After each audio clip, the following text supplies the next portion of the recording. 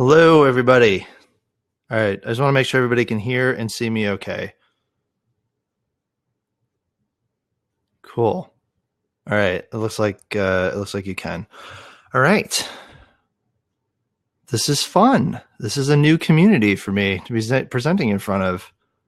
Great. Yeah, I know I was a little self-conscious about presenting from my own home in front of a room full of professional interior designers. So I'm not going to give you a tour. Maybe I'll invite some of you over. You can help me at my own place. All right, so we're just waiting a little bit for people to come by here. I think there's still a few more waiting to join. We're going to get started here in about 3 minutes. I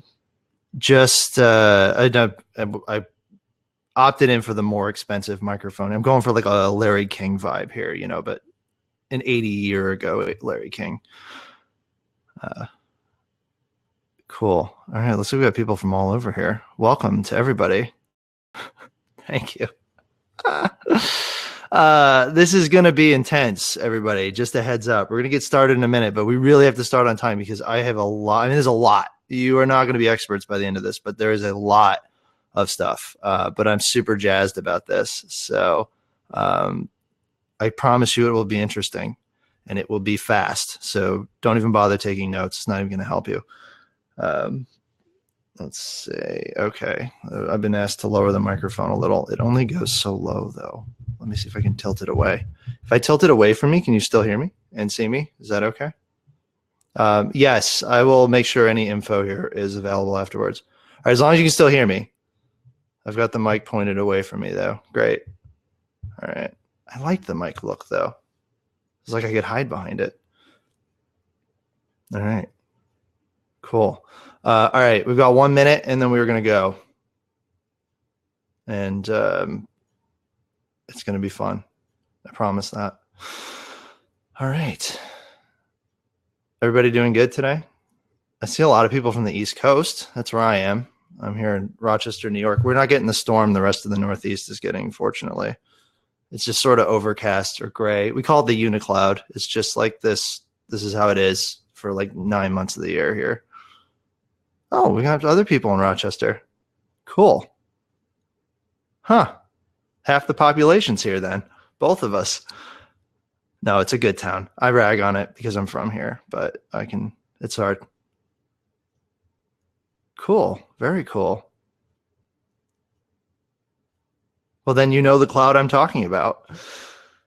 All right, we got to go. Okay, we're getting started here. Let me jump in here. First, let me just start by, I'm going to introduce myself a little bit and then let everybody know that this whole thing's being moderated and I want you to ask questions, but if you put it in the live chat, like I'm not going to see it. So ask me a question in the live chat and you are guaranteed to get ignored from me.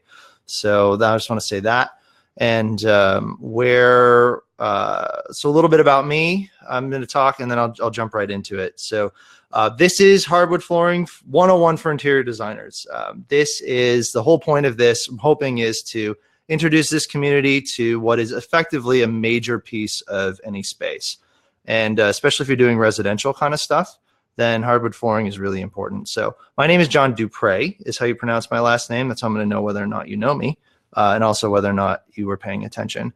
It's spelled wrong, but it is pronounced Dupre. And my company, Revel Woods, relatively new in the e-commerce space, but I've been in the industry my whole life. My father started as a contractor before I was born, actually. And so that was like my summer job growing up, was flooring contractor. And then now he is actually vice chairman of the board of directors for the National Wood Flooring Association. And I'm on the Emerging Leaders Council. So everything you hear today has been verified and blessed mostly through that association, except for the stuff that's my personal opinion. And you're going to get a lot of that. So thank you to Ivy and their community. I'm excited this day's here. We started talking back in November, I think, about putting something like this together. And I was talking with Tara and she was great. Said, yeah, I think they'd love to hear from you. So hopefully I don't let you all down. So I'm going to share my screen here and we are going to fly through this. So let's see if that works.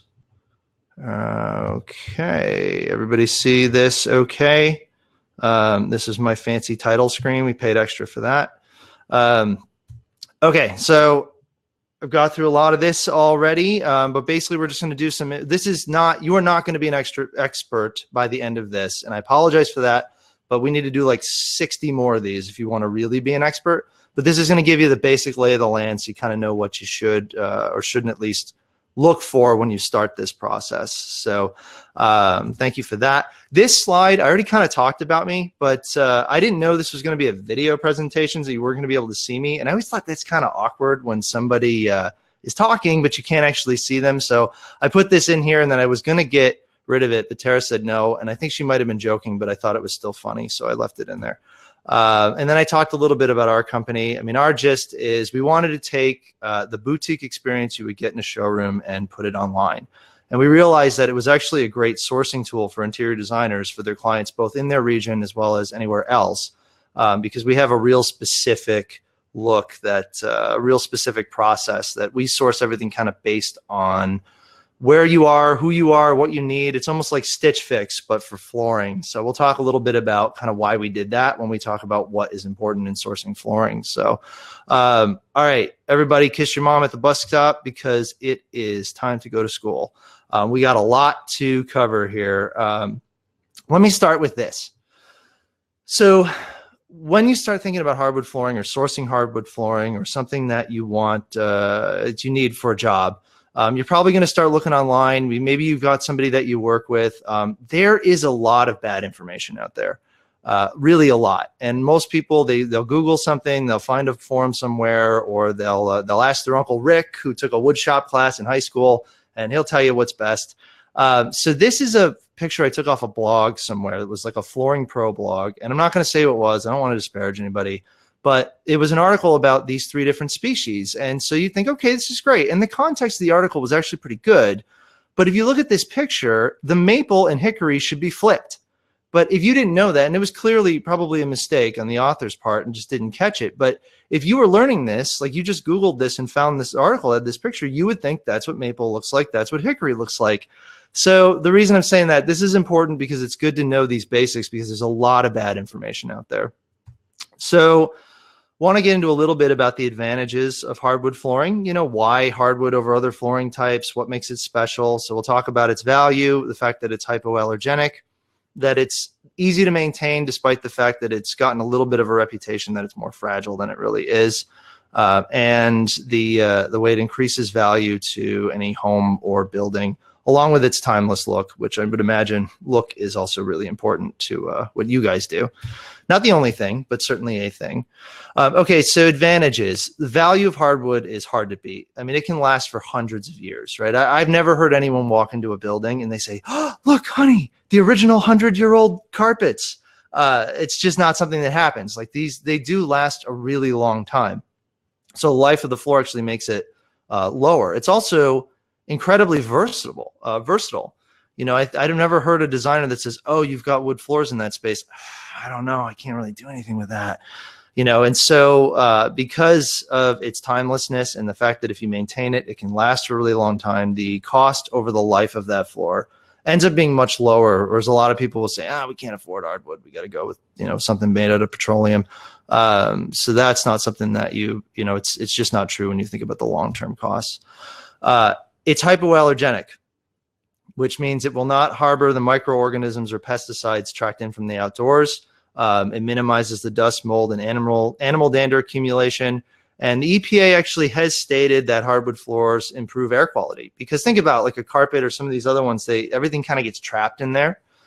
With hardwood, things don't really get trapped in it. It just kind of comes right up when you sweep it or you vacuum it. So it's really good for the indoor air quality in your home. Personal story, my brother had really bad asthma as a kid, and he had a really hard time sleeping, and my parents put hardwood floors in his bedroom. The rest of us had carpets, even though we knew a guy. And a lot of his symptoms went away. So it really does make a difference, especially if you're sensitive to allergens in the air. So it's easy to maintain. Honestly, it's coming early, but this may be one of the most important slides in this whole presentation. I can't tell you, we've actually done research on this at the National Wood Flooring Association, and very few people know how to properly maintain their floor. And that's, I think, probably added to the misinformation that they're so fragile. So some main do's: you want to sweep, dust, or just like a dry microfiber, like a dry Swiffer mop, because dirt and dust are what wear the floor more than anything else. When you track stuff in from outside, I mean, it sticks on your feet or whatever, and it acts like sandpaper, right? It just rubs the finish away and breaks the structural integrity of the finish. You do want to vacuum as often as you can with the beater bar turned off. I shouldn't have to say that, but some people don't know that you can actually turn that off and that you shouldn't hit your floor with it. And then a manufacturer or a professional recommended product. Not all floor cleaning products are made equal, and not all floor finishes are equal either. So make sure you know what's on your floor so that you can clean it right, because using the wrong type of cleaner can rapidly deteriorate the life of the floor. And then even with that cleaner, spot cleaning is most important. You don't need to deep clean and scrub your floors every other day. They just don't need it. You know, if you've got a little spot somewhere, you wipe it up and it's no big deal. So you don't want to use a wet mop. And by wet mop, I mean like you've got the big slosh bucket and like Janitor Jim, and you're wiping everything all over the place. All-purpose cleaners like Windex and vinegar will damage most finishes. Steam cleaning. This one's big. Don't steam clean. I know there are a lot of articles out there that say you steam clean your floors. I've done it. They've never been cleaner. There's companies that sell steam cleaners for floors. You will rapidly deteriorate the finish, though. You are going to dramatically shorten the life of that floor if you use a steam cleaner. I know how awesome they sound, but don't do it. And then honestly, this is my personal one. Anything, if it's got shine in the name, be wary of it. You know, it's a little bit like a beer that advertises on TV. Like the best ones usually don't. Anything that says shine in it probably has an acrylic function to it. And when you add that to your floor, it's going to peel, or it could peel. It might not bond well with the finish that's already on there. Just be wary of that. Try to stick to what your professional or your manufacturer, if you source the product yourself, recommends. Okay, and then home value. Real quick, this one's important, but doesn't need as much time. Real estate agents basically will tell you that homes with wood floors sell faster and for more money than homes that don't have wood floors. And that includes even things that look like wood, like laminate or LVT. Do not increase the value of the home the way authentic wood does. In many cases, it can be 10%, which is crazy when you think about how much a home costs, especially today. We did our own internal research at the National Wood Flooring Association, and one of the questions we asked thousands of consumers was, which type of flooring do you believe helps increase the value of your home the most? And 79% said wood, 13% tile, and then 9% was other. So it's undeniable that this is something that people want. Which leads into the next part, the look, right? At no point in recent history, and by that I mean the last couple hundred years, I don't mean like just since the 90s, where wood flooring wasn't fashionable. It always looked good. And then we asked that question too in that same survey. We said, if you could build your dream home, what kind of floor would you mainly have? And 66% said wood, 16 tile. That's a distant second. So, I mean, even with the margin of error there, I mean, wood is the overall desired floor covering, which makes sense too. When you see the imitation products, you can make vinyl look like whatever you want, and you will see vinyl that looks like ceramic, but 90% of what's sold out there looks like wood for a reason. It's the look people want. Okay, so I want to talk a little bit. Let's go all the way back to the sustainability of hardwood floors. So full disclosure, I'm a child in the 90s. I'm 34, but I grew up, came of age in the MTV era. And, during that time, there was a huge push to manage our natural resources properly when it came to forestry.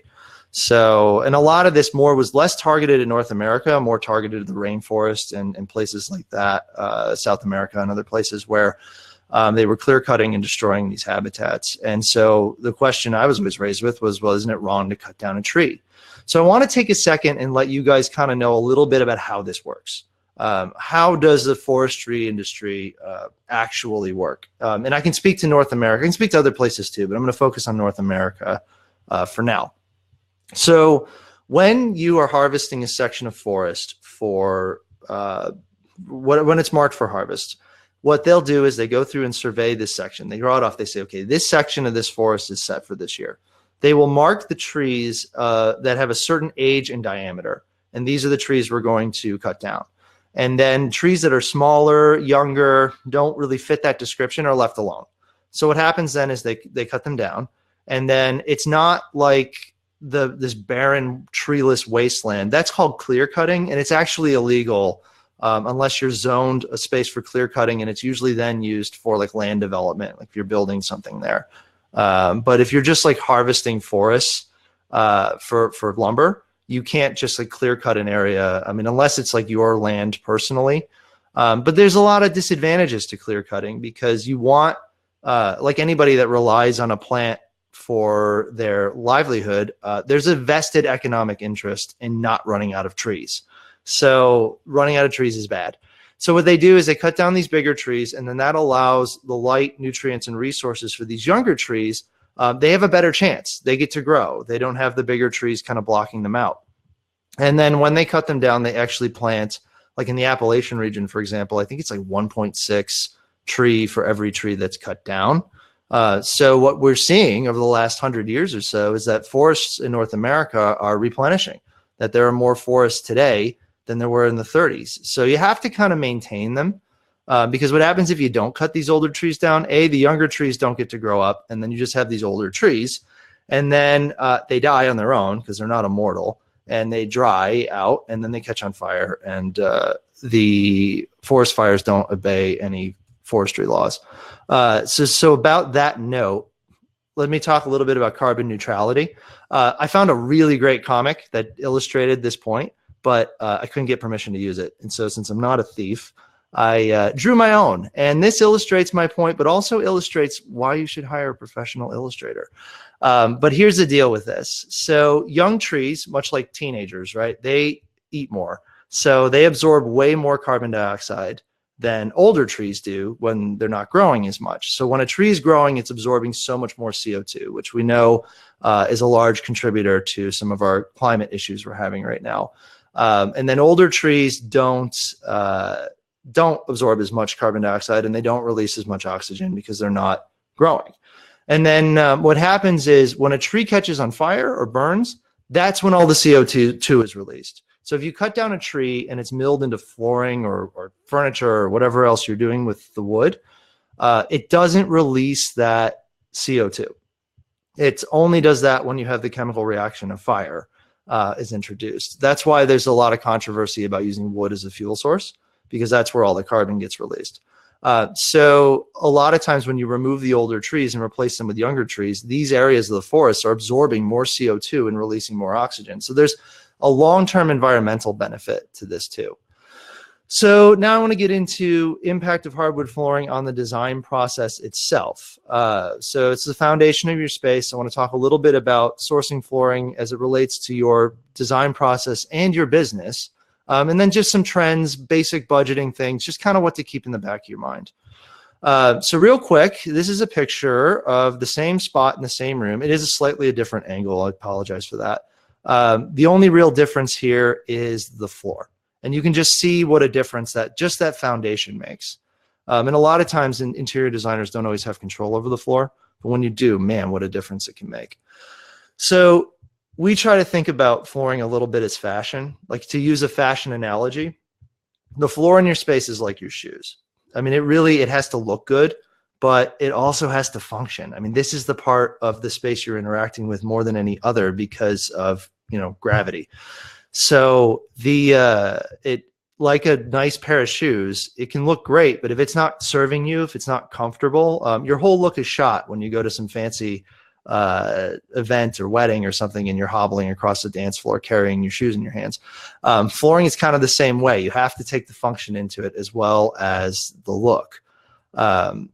So what that means in terms of your business, if you can source these larger ticket items, gives you so much more control over the overall look of the space. You're not sort of farming this out to another contractor or a retailer or somebody to make this decision for you if you have the ability to source this yourself. The other thing too is, as you can manage and have the ability to properly source these high quality, larger ticket items, the designer herself becomes more integral to the whole process. So your value as your business, it becomes less of a luxury, less of a nice to have, and more of a, this is absolutely essential. You need one person who is the expert wrangler that can get everything together and make sure that the right flooring is picked, the right cabinets, everything else. Plus, you know, if we're being honest with each other, the commission on large ticket items, if you're able to source them successfully, can be, let's say, substantial. So now let's talk a little bit about design trends. I told you this was going to go fast, and I got a lot to get through. So strap in. Flooring trends, unlike some other items in the kitchen, fixtures, countertops, cabinets, they're longer cycle trends. So something that would be like 7 years or 5 years for some curtains or drapes is like 15 to 20 years for flooring. So when you pick a floor, think like this is not going to be out of style in 5 or 10 years because it's going to be in for a long time. That's the next point here. It's not easy to replace. It's not easy to upgrade.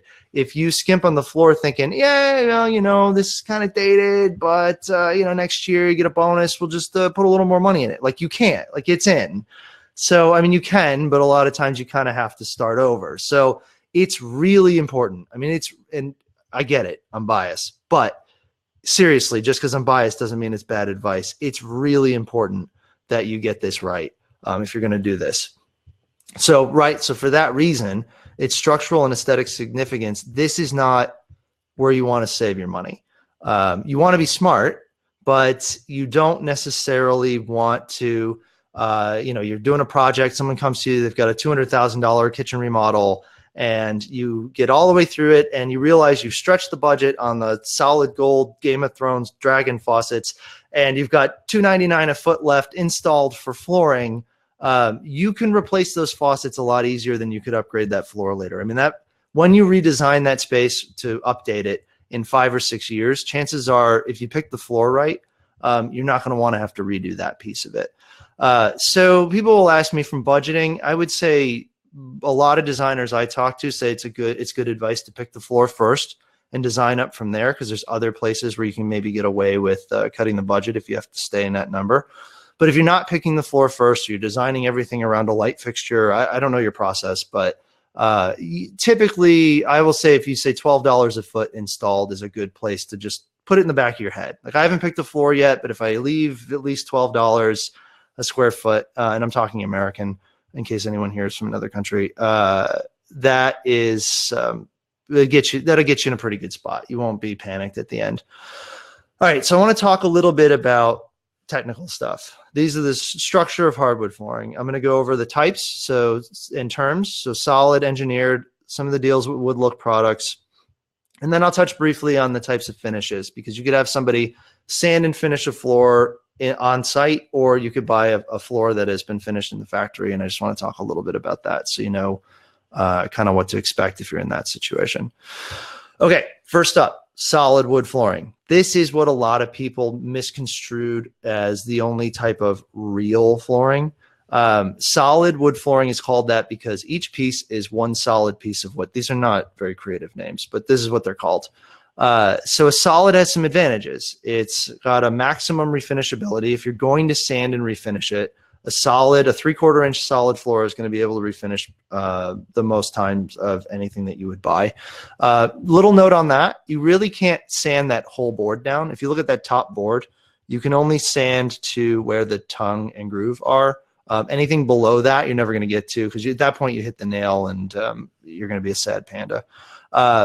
Some of the downsides with solid is you know, it's more susceptible to moisture. I'm going to talk a little bit more about that later when we get into climate, but solid, it's one solid piece of wood, right? So it moves in and out with moisture fluctuations, and it's going to you know, shrink and expand as one piece. So wide plank solids tend to be, they look great. They sound like a great idea. It sounds ultra premium. You'll pay an ultra premium. And then if you live in an area like I live in the upstate New York in the winter, when it shrinks a little bit, you lose your dog in the cracks because they're so big. So that's an exaggeration, but they are really big. You'll get calls about that. So that brings us to engineered wood. So engineered is several layers of wood bound by an adhesive. And so that top layer, they call it the veneer layer or the wear layer. Wear layer is a little bit misleading because you're not going to like wear through it by walking. So I just don't want you, when you think wear layer, like, oh, I'm going to wear this is thin, I'm going to wear through it. You're not. But one of the beautiful things about engineered flooring is because each wood wants to shrink and expand along the growth rings, which is the grain of the wood. So each layer of engineered wood is runs perpendicular to the layer on top of it. So what it tends to do is lock it in place, and it acts as like so it makes it much more stable. Is essentially what happens. So that when you do have those moisture fluctuations, the wood does not move as much. So when you see one of these more fashion forward, wider plank floors that are really popular, including on our site, those are typically going to have to be engineered just for function. And then pricing between the two varies. Sometimes solids are more expensive. Sometimes engineereds are more expensive. Engineered wood is not a laminate. Engineered wood is real hardwood. From a real estate standpoint, this is an important point. Solid and engineered are considered exactly the same. There is no, this is solid, so it's worth more money. It's not a thing. They're both considered, from the National Wood Flooring Association, from realtors, anybody you talk to, they're the same thing. They're both real hardwood. So make sure you know that going into it. So let's talk about some of the wood look products real quick. Touch on this.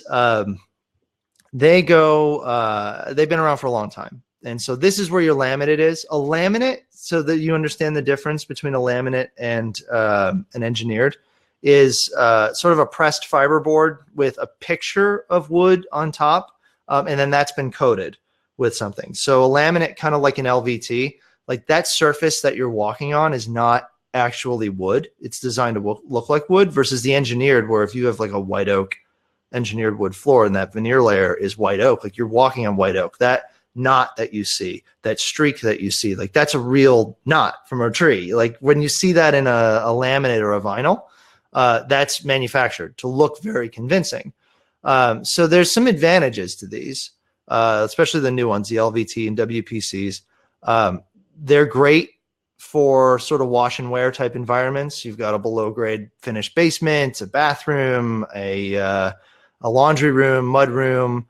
They're really good, especially in smaller spaces, because they look very convincing, or they can. The newer ones look very convincing. And they're really easy to, they resist a lot of moisture and that kind of thing. But they do have some disadvantages. If you're using them as a feature piece, which we're starting to see more of in some homes, and I think it's a mistake, you start to notice a little bit, they start looking less convincing over larger spaces. And then when you see them, the same floor over and over again, and that's because those patterns that make wood look unique, they repeat. And so what happens if you put it in a space like where your client is it's a high-end home, they're living in this place every day, they're going to start noticing that. And what it does is creates almost like a subconscious unsettling feeling, because it's inauthentic. It effectively becomes like the costume jewelry of flooring. And there's a time and place for costume jewelry, right? It's cheap, it looks nice, and you don't worry if you lose it. But there's other times when maybe it's not the most appropriate thing. And so here's an example of that. This is an LVT. I actually took this picture yesterday with my phone. It is in our office, one of our offices. Now, if you look at the top, I don't know where because I don't see what you're seeing in terms of my video feed. I don't know where I am. But if you can see the top left and the bottom right corner of this picture, you'll see that pattern. Like if you look at this really quickly, you think, what? It looks like wood, right? Now, look in the middle too. There's almost a Mickey Mouse pattern of that exact same spot. Now, a good installer will try and mix those up with a wood look product, but once you see it, now that I've pointed this out to you, you can't unsee it. You see that it's exactly the same. And imagine that happening to your client once they see that repeating pattern, and that's their floor for the next 20 years, right? So that is something to be aware of with some of those products. There is a time and place for everything, and that these are not bad, but be aware of their limitations. Okay, real quick, I'm going to blow through this one because I'm looking at my watch here. On-site finishes, if you have a floor finished on site, they install it, they've got to sand it, they got to finish it.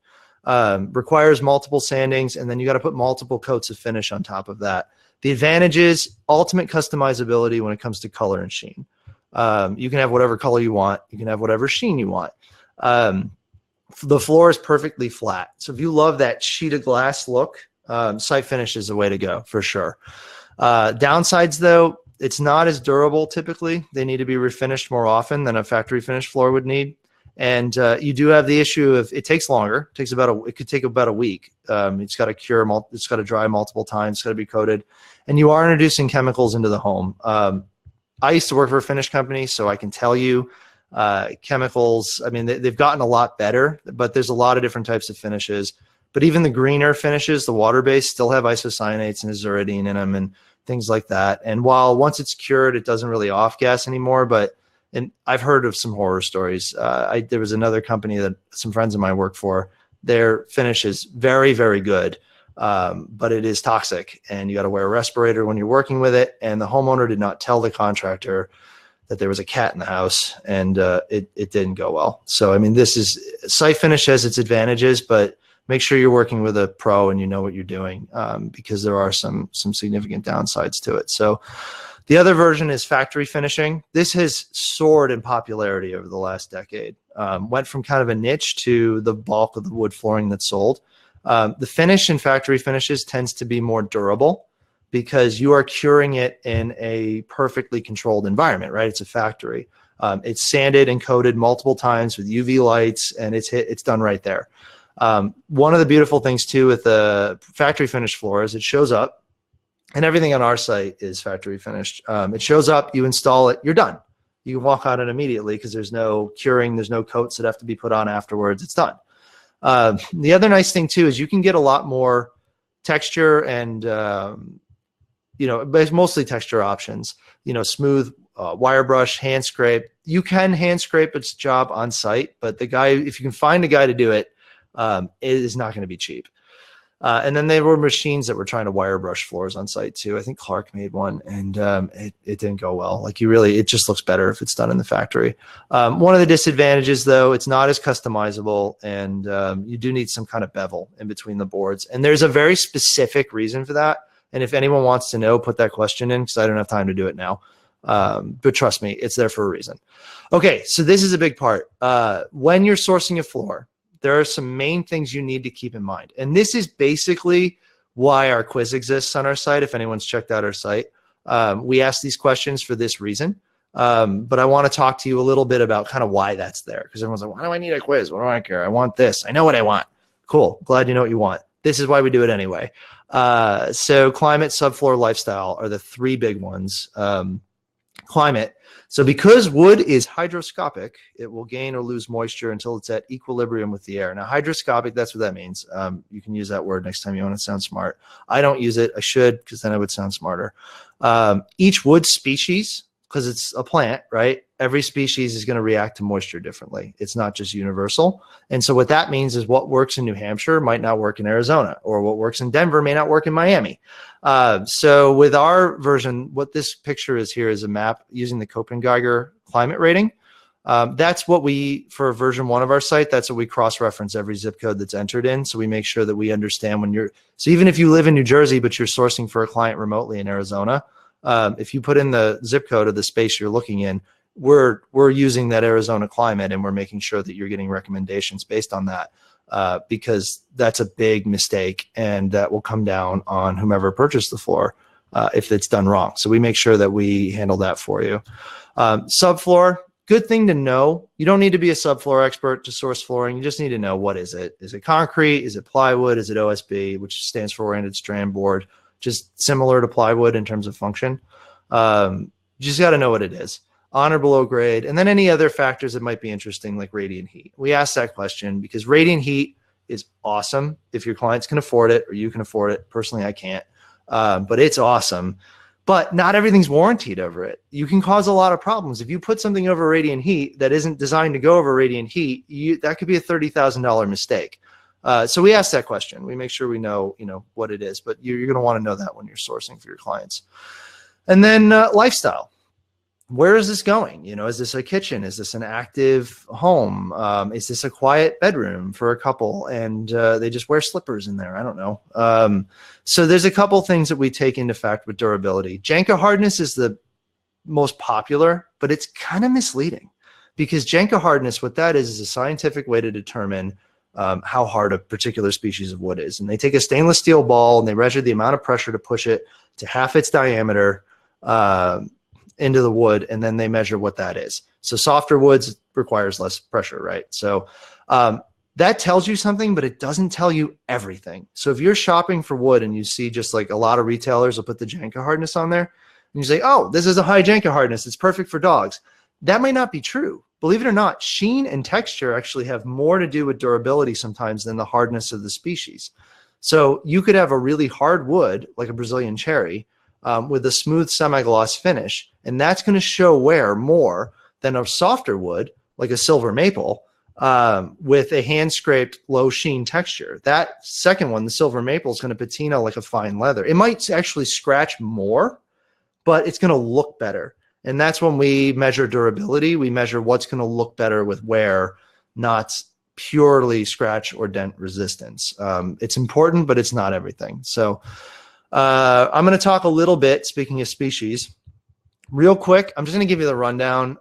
You're not going to be able to like source any type of wood in the universe based on this, but when you hear oak, you hear maple, you hear walnut. This is going to give you just the basics. So you're going to know in the back of your head, oh yeah, this is X, right? So we'll talk a little bit about domestic. And by domestic, I mean North America, because that's where we are right now, versus exotic. And then I'll talk about some of the common domestic species. Quick word on exotics. Exotic is an awesome word. And whenever you think like, oh, I've got this kumaru or acacia or teak or mesquite or Brazilian walnut, same thing, or jatoba, you know, it's like this, it sounds really cool. It sounds really exotic. I want that in my house. I don't blame you. A couple things to note. Sourcing can get questionable with this. If that's important to you, believe it or not, illegal timber and wildlife trade is greater both in volume and in dollar amount than drugs. I was talking to a professor at the University of Wisconsin who his whole thing is wood forensics, and he's developed this genetic sequence, all these things they know to try and figure where the source of these, where the source of wood comes from. And so he was part of the FSC certification and that kind of stuff. So just a heads up on that. Also, different species can have a large amount of photoreactivity, meaning that it can change colors. Like Brazilian cherry is a big one. New Brazilian cherry almost looks like red oak. An old Brazilian cherry, and by old I mean like after 6 months, it darkens, like it darkens. And that's cool, but when you're picking that, remember, okay, make sure you know what it's going to look like in 6 months, right? And then toxicity, this one doesn't apply as much to you guys, but if you're working with it as a contractor, if you're sanding something like Ipe, you have to be really careful because the dust actually can react to your skin.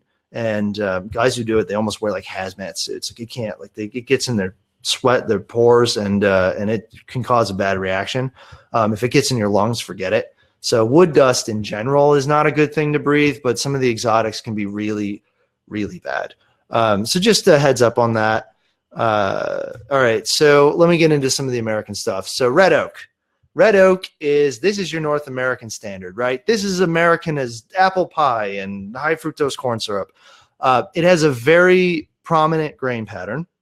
You can see in this picture, you see these sort of dark, they call them cathedrals, right? Because it looks like little points that sort of fit inside each other. It's fairly resistant to moisture fluctuations. It's pretty hard. That's why it's kind of the standard. And it has a pink hue. I put these wood nerd facts in here because I thought they were funny. Red oak is the state tree of New Jersey and the provincial tree of Prince Edward Island, making it likely the only thing those two places have in common. Let's talk about its white oak cousin. White oak is similar to red oak in terms of its hardness and its moisture fluctuation, so it functions largely the same way. Its color is a little less pink, and it has a touch more gray in it. It grows all over the world. It's more common in places like Europe and Asia than red oak. Believe it or not, in China, very wealthy people will pay big money for red oak floors because that's exotic to them, right? So for us, it's like everywhere. So structurally, white oak has a more closed cellular structure. So it makes it more water and breakage resistant, which not in a flooring application, but it is why they make wine barrels and I guess Japanese martial arts weapons out of white oak specifically. Red oak has a more porous cellular structure. So if you made a wine barrel out of red oak, you would be sad. I don't know. I've never made wine before, but that's what somebody smart told me. Okay, hard maple. There's a few different types of maple, but this is when people say maple, this is the one that was in your elementary school gym. It was probably hard maple. It has a much more subtle grain pattern than oak. And so it's like you don't see a lot of those real prominent cathedrals like in this picture. It's harder, but it is also more susceptible to moisture fluctuations. So here, hard maples are the source of maple syrup. It also makes a really great set of drums that I can speak from experience. I'm told it makes a nice violin, but no one in our office plays the violin, so I'm just going to take their word for it on that one. Okay, hickory. I like this one. Hickory is an awesome look. It is one of the hardest domestic species. It is a very, I mean, you almost want, like, you can get a clean grade hickory, but people, when they think hickory, they think that rustic grade because it just has that color variation and it has that, a lot of those knots. And I mean, it just has that rustic vibe to it. But here's the thing with hickory. And we joke around the office, we call it our toddler of the flooring world, and that even if you get a good one, still going to misbehave. It is extremely susceptible to moisture fluctuations. So if you're going hickory in any kind of moisture changing environment, you want to make sure you go engineered. You don't want to do solid hickory unless you're confident that the interior climate is going to be really locked down. So due to its combination of strength, toughness, hardness, and stiffness, which, trust me, are really all different. They really are. They're really different things. Hickory is the preferred wood, not only for random things like wheel spokes, but also awesome things like drumsticks. Okay, real quick, American cherry. This is a George Washington's tree. I don't actually think that story is true, but whatever. Everyone knows it. It's one of the softest domestic species. It's red. It's called cherry, but it actually is from the cherry tree. Like its Brazilian counterpart will darken over time, but unlike its Brazilian counterpart, American cherry, actually there is a fruit called American cherry. The Brazilian cherry tree, there is no like Brazilian cherry. The fruit on that tree, believe it or not, is referred to as stinktoe because of how it smells. But Brazilian cherry sounded better. I think stinktoe wasn't going to fly with interior designers. Okay, American walnut. This is your symbol of opulence right here. Walnut, it is beautiful. I mean, it is deep, it is rich, it has these purple brown tones. It is also really soft. Like I just scratched that floor in that picture right now thinking about it retroactively back to when it was taken. But when you think walnut furniture, I mean, it's expensive, right? And it's not always practical for certain applications because of how soft it is. So walnut is soft and expensive. I always compare it to, like, we all have that uncle that after his kids moved out, went and bought some crazy expensive sports car and he drives it like twice a year. That's your walnut. Okay, so real quick, I want to touch on the mark of quality. So with quality wood flooring, and we already talked about why you should not skimp when it comes to sourcing this, because you're going to get yourself into a world of hurt. But can you tell quality from looking? And then what are some more of those dangers? And then I want to talk briefly about working with professional installers and contractors so you kind of know what they're thinking and what to expect with them. And then I'll wrap it up for questions. So I got 5 minutes. I can do this. All right, here we go. What does quality look like? So long lengths, not always a sign of quality, but is one good indicator. I mean, it's tough. Like there's a lot of factors, but in more often than not, long, especially straight lengths, when you get long lengths of poorly milled or poorly dried flooring, it like does the wavy davy. That's really hard to work with and is not great. But if you get like a wide, long, straight planks, that's harder to do. Think about it from a yield standpoint, right? You've got this tree that's not always perfectly straight. When you get a long, straight piece that doesn't have chunks missing or knots or anything like that, that you can't use the board, I mean, it's a lower yield. So that's usually the nicer parts of the tree. And then, you know, back to the warping, gapping, you know, how does it lay down? How does it, is it cupped? Is it, how, you know, all of that factors. When it's smooth and it's straight and there's no weird gaps and the end of one part of the board is not wider than another part of the board, all problems you can see with mill run or low grade flooring. So it shows up, you can tell. And a good installer can make a bad floor look good, but man, they will hate you for it. Something that should take them a day is going to take them 3 days, and they are not going to forget it. And then how does it age? You know, a lot of problems can come after the installation. So, and that's kind of leads me to this next slide. Literally, it was the next point. The problems can show long after the installation. If something wasn't dried right, it wasn't acclimated right, you can install it, it'll look great, then you're gonna have a problem like a month later. And so with a low quality floor, they're expensive to fix. They can be, depending on the problem. Again, hard to upgrade. If you're doing a whole house, like they have to move out. They got to move all their furniture into storage and they're gone for a week.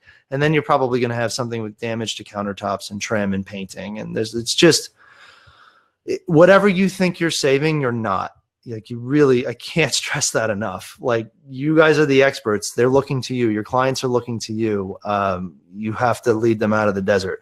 Also the installation costs. If a contractor hears that they're going to have a poor quality floor materials to work with, they're going to probably charge you more. So with that $2 a foot you saved in sourcing some deal run floor somewhere, he's going to charge you at least that to install it and make it look good. So a lot of times low quality is just not worth the risk. And so that kind of all leads to this last little bit.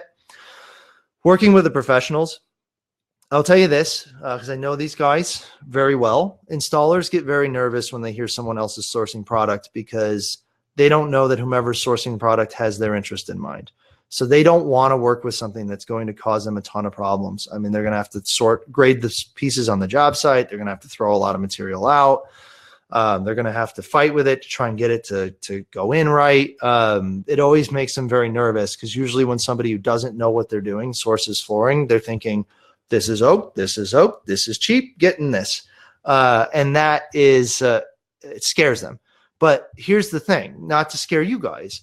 They want to work with you. I was talking to a contractor friend of mine in Santa Cruz, California, and he said, how do I get these higher end designer jobs? Like, how do I work with these people? They want the high end jobs. They want those work referrals. They want quality long-term working relationships. Like they want to hear from you. They want to work with you. The only time a lot of them may want to sell some of the flooring themselves, but that's only because they don't get stuck working with garbage that affects their reputation. If you're sourcing the flooring and you're sourcing quality materials they like working with, they're going to be your buddies. Like they're going to want to work with you. You're going to get priority with them, with the better ones. But not all contractors are the same as well. At Revel Woods, we know the National Wood Flooring Association or NWFA certification. Brett Miller is their technical director. I consider him a friend. I've gone through all these programs myself. Bonus certification is another good one. We're looking into other programs. If we recommend somebody or recommend a certification, we vetted it ourselves. We know the people in charge of it. We know the content. It's not like becoming an ordained minister online. They've actually trained and tested these people and they have to be recertified. So, if you need help finding an installer, I'm going to put my information here in the next slide. I'll help you. If we're working together and, I will tell you one quick story because I got like 30 seconds left and I'm going to hit it. We did a high-end job in California and the contractor, was a little nervous that the homeowner had sourced the flooring. The homeowner put him in touch with us directly. We said, this is what it is. This is what you need. Like we're going to be all set. If there's any problems, we gave him our information, contact us. We'll take care of it. He was like, okay. He was a little skittish, but he said, okay. He was working with it. We got an email from the homeowner. They said, man, in the other room, we can hear the guys working. They can't stop talking about how nice this stuff is. So if you are delivering or giving them great things to work with, you're going to get so much better results in the end, way better than you would have gotten if, you tried to save a little money. So here's a couple things about us and then we are done. I'll do some questions, not really done. Revel Woods is our website, revelwoods.com. Right now, full disclosure, we are in the process of restructuring our whole pro account and how we're going to work. It's going to be so much better. We are going to limit the people we take because there are thousands and thousands of you, and we want to make sure everyone that wants to really work with us, that we are giving you, we are empowering you. You are our go-to people. We want you to be so successful in this. But anybody who signs up for the old pro account, no, it's going to get better. But go to revelwoods.com/pro account if you want to work with us. And we will, anybody who's on the old one is going to be grandfathered into the new, better one once that comes out in a couple months. We'll keep you in the loop too on how all that's going. In the meantime, you can use it. It's all great. Work with us. Reach out to me directly. I don't mind. I really don't mind hearing from you. If you've got a question, even if it doesn't directly involve one of our products, if I can put you in touch with somebody or you need help with this industry, use me. I'm happy to do it. I think you guys are great and I want to do that. So let us know and we'll work with you. Even if there's something on the site that's, you're confused about or you're not sure, we'll get it done. We're going to get it done and it's going to be great. So thank you. So this is the end of that. I really do mean that. Thank you. So let me cut the screen share and go back to my video here. Am I back on? Can you see me or are you still seeing my screen? Somebody tell me. See me. Cool. All right, great. I see me too. All right, so I'm going to do a couple questions. Oh, there's a lot of these. All right. Okay, first one. Easy or to remember rule of installing engineered or solid over concrete. Easy, not solid. Don't do solid over concrete. Engineered, and then usually it probably has to be glued down. So that's a heads up. You're probably going to have a hard time if you try and drive a nail into concrete. So that's a couple things. Does I'll say my company offer sample books to factory finished wood flooring for designers? Yes, we do. Our sample pack works like you buy a sample pack and 4 samples come in it. We'll ship it anywhere you want, to you, to your client. We kind of do it on like a per space or situation basis. Like I could send you a thing of everything we sell, but then now you're kind of qualifying whether or not that's going to work in that space. So usually just go through for a space. If you're sourcing for a client, go through the quiz, pick the 5 things you like, and then just order the samples based on that's the easiest way to do it. We'll get them to you quick if you need them quick. Okay, let me see. Have you ever seen floor outlets disguised with hardwood flooring, within hardwood flooring? Oh, that isn't thrilled with standard brass plate. Yes, you're probably going to have somebody make it. That's not common, but like flooring vents and things like that usually are made out of wood. You can go to Home Depot and get the metal ones, but yes, they could do it. You could do something like that with wood. Bamboo. I love this question. Everybody talks about oak, maple, etc. Where does bamboo fit? So bamboo isn't a wood. Bamboo is a grass. So that is bamboo's tough because most of it kind of comes from China. And at the National Wood Flooring Association, we tried to instill manufacturing standards for bamboo. And the bamboo manufacturers wouldn't have it because everybody steals everything idea-wise in China. It's a cultural thing, I think, with their manufacturing culture. So there's a couple of issues. Number one, bamboo, to me personally, and anyone out there who does bamboo, I'm sorry for this, but I've always seen it as kind of like diet soda and that it's like marketing and chemicals. It's a lot of glue. You got to glue these strands together, and then it's hard to vet. Like, so with our suppliers, I will go to, one of them's in Tennessee, one's in Montreal. Like I've been there. I've seen what they've done. I've seen their whole thing, right? With bamboo, it's tougher. And a lot of times too, there's some environmental hazards. Bamboo as a plant is awesome. I could do a whole thing on bamboo, but it's awesome. It grows fast. It's reasonably hard. You don't have to cut it down. The root system allows it to regrow in 5 years. It's great in that sense, but what they were doing to grow more bamboo and that demand raised, they were clear cutting old growth hardwood forests to make more room for bamboo. So in that issue too, it led to all these soil erosion issues, and it was bad. So the other thing too is because most of it is coming from very far away, you then have to put all of it on a giant diesel powered freighter and then push it across the largest ocean in the world. So that is another thing to consider. In fact, a study did realize that in Denver, that it was greener to use locally sourced concrete in Denver than it was to use bamboo flooring. So I could do a whole thing on bamboo. I'm sure it's fairly controversial, but we actually used to carry it on the wholesale side of our business, and we dropped it because we just couldn't. We had no way of truly vouching for the quality. Okay, sending over the presentation. Looks like they've been. Yes, anybody wants this presentation? I think it's being recorded too. You want to hear me talk a million times. Why does engineered wood have a bevel between each plank? Solid does too. And so, okay, I'm glad they got that question. Wood is it's tricky when you're sanding the job on site. You can ensure it's perfectly flat because every piece is manufactured to, you got it within it's being sanded right on site. I'm not saying this right. In the factory, they have to allow for a certain amount of overwood. And so what happens is you have two pieces of wood and they don't necessarily butt up flat against each other. There's manufacturing tolerances. So one piece may be just a hair thicker. And if you have a bevel in between them, you don't notice that. Like it's a smooth transition if one's a touch higher than the other. If that was a flat edge, you would catch your sock on it all the time. And that is, it's called overwood is the technical term. And you can get, so there's always in any pre-finished flooring, just about, you're going to get some kind of bevel if it's made out of wood. Some of them have deeper grooves, V grooves, that a lot of that style. Okay. So I'm going to move on so I can get, there's so many of these. Copy of the presentation. Yes. Wax finish. Can you tell us about wax finish is the question here. Yes, I can. Wax is, it's old. It's an older technology. It has some advantages, and sometimes you'll get like wax, like traditional wax, and then you can get like a hard wax oil, like a Palm Magic Oil or Rubio Monocoat. Wax is great in that you can renew it very easily, but you have to constantly re-wax it. If you're going to wax your floor, that's all that's going on it. You can never go over a wax floor with something else unless you really sand all that wax off, because any kind of polyurethane is not going to stick to it.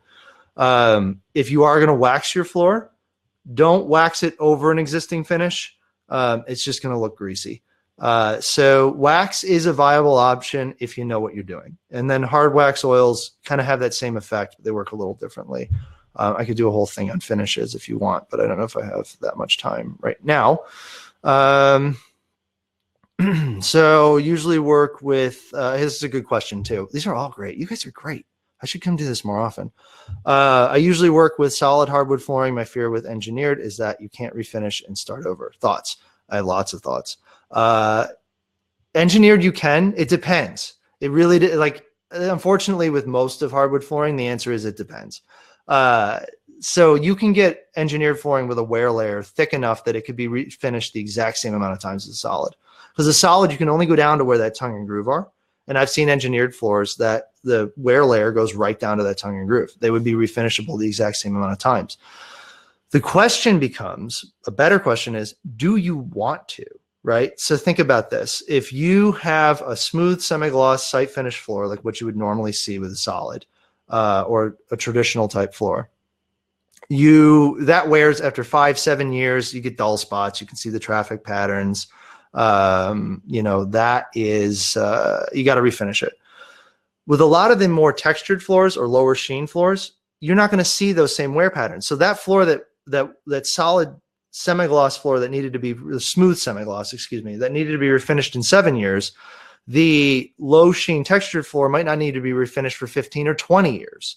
So if you have that floor and it's a thinner wear layer that can't necessarily be refinished, do you need it? And you might. It really depends on your situation. But in most cases, if you're just going to replace that in 20 years anyway, because you want something else, because the other thing is, if you do sand something that's textured, it's not going to have that texture anymore. It's going to be flat and smooth, and that's it. You can have anything you want as long as it's flat and smooth. So if you wanted another hand scrape kind of look, you're going to end up replacing it. So in some cases, something with a thicker wear layer becomes like that sports car. You want a car to go to the grocery store and go to work. Your standard car can tops out at 120 miles an hour.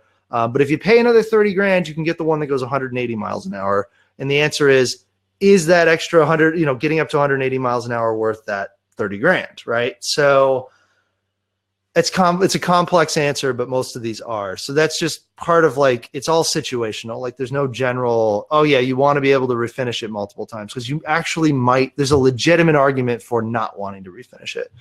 Okay, what about cork? Good question. Cork, it doesn't really fall into the hardwood category. It's actually technically not even wood, it's a bark. Cork is great for certain applications. I put it in like anything else. There are situations where cork is wonderful, so I can't really bash it. It's a different look and it's a different function. So if you're in a situation that specifically calls for cork, go get them. Okay. I live in Utah and it's super dry here year round. I was told that hardwoods were not good out here because of that. Can you talk about whether that's true or not? That's not true. We sell a lot of flooring in Utah. So dry floors sometimes can be tricky for some types of engineered products. That's where you can get a little tricky because when it's dry, if something shrinks too much, you can get what they call delambing, where the layers start to come apart. Indoor air climate, though, if you are maintaining some level of moisture or humidity, you can still do engineered there. Solid, you don't have that problem. It dries out and it'll shrink to a certain part once it's acclimated. And then if it stays the same, like it's not going to move. It just is. It doesn't do anything. Hardwoods are fine for Utah as long as you buy the right thing. Buy a quality if you can do engineered. Our engineered stuff is warranted in Utah. So as long as you follow the guidelines, you're fine. You're totally fine. And if you're not fine, we got you. We'll make sure whatever went wrong, if it was on our end, we'll take care of it. Okay. Thoughts on using Swiffer wet wipes to clean wood floors? That's a tricky one. I don't know what's in their wet wipe. Any small amount in spot cleaning might be okay. You might be okay, but I don't know the chemical makeup of whatever's in the Swiffer wet wipe. I wonder if there's a business opportunity there. If somebody like a Bona or whatever wanted to just do individual wipes specifically for wood floors, like you didn't want to have to get the mop out. Sorry, I'm thinking out loud there. Great question. I don't have the answer to that. I don't know what's in the Swiffer thing, but I would say you're better off using the product that the manufacturer or the guy or woman who refinished your floors recommended. Okay, I'm not going to get through all these guys. I'm so sorry, but I will try. In Europe, there is the engineered wood, and then there's also semi-solid wood.